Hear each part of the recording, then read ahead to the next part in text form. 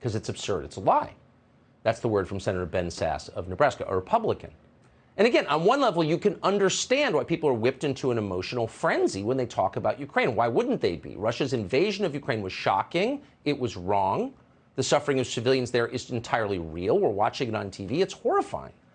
So it's entirely natural to root for the Ukrainians to expel the invaders. And obviously, we are rooting for them to expel the invaders, Russia. But just because what Russia has done in Ukraine was wrong doesn't mean you have to lie about the Ukrainian government. In fact, if you really cared about the Ukrainian people and all the people you just saw on TV, we care so much, you wouldn't want them to live under a dictator. So you'd be highly upset about what Zelensky just did.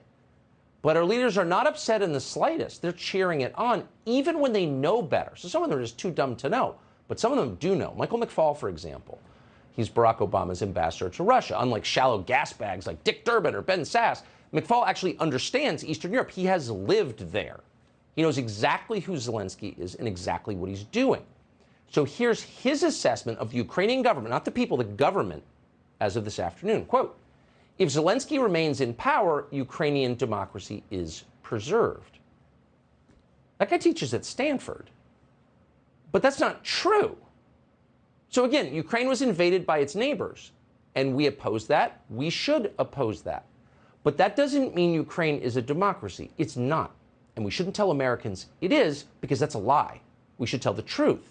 But virtually no one is telling the truth. Everyone is lying. So why? Why is everyone lying? Why not just say, look, it's outrageous that Russia did this, and we like Ukraine better. We're going to support Ukraine. Fine.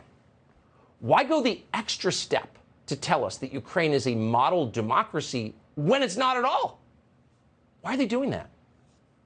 Maybe because Ukraine now has exactly the sort of democracy they'd like to see here in the United States. They hate to think that could be true. It's scary to think that's true. But ask yourself, play this word game. If they could find a, quote, national security pretext for it, a war, for example, do you think Adam Schiff and Kamala Harris or Mitch McConnell would pause for even a second before banning their political opponents for running from office in this country? Do you think they would hesitate before pulling this show off the air forever? No, of course not. They do it in a flash. Then they call it democracy.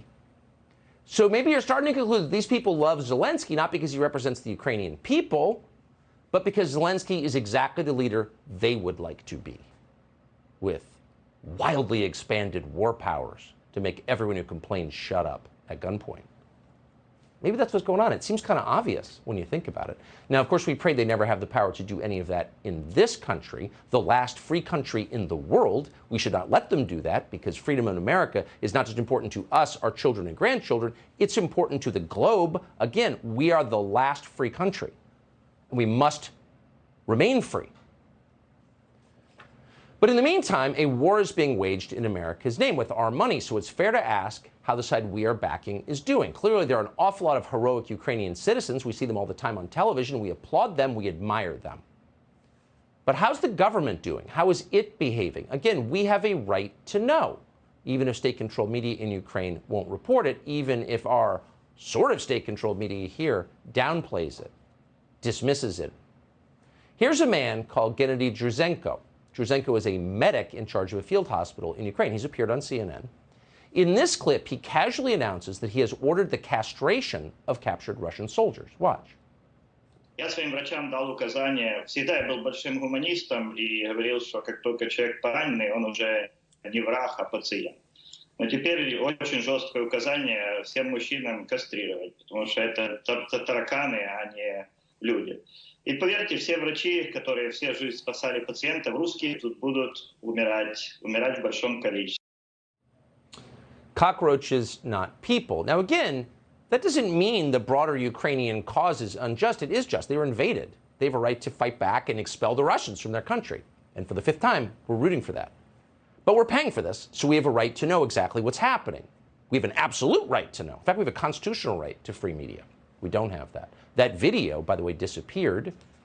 People on the internet managed to get a copy of it. You may hear it dismissed as Russian propaganda, just like Hunter Biden's laptop was, or the 2016 presidential election results in this country were. But it's not Russian propaganda. It's real.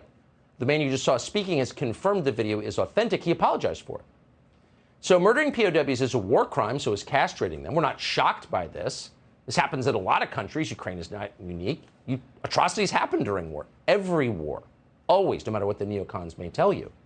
But this is a war that we are paying for.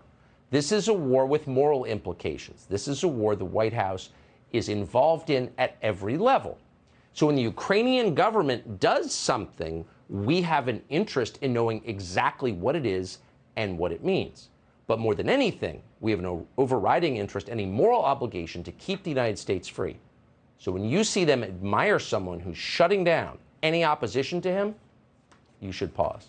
Hey, Sean Hannity here. Hey, click here to subscribe to Fox News YouTube page and catch our hottest interviews and most compelling analysis. You will not get it anywhere else.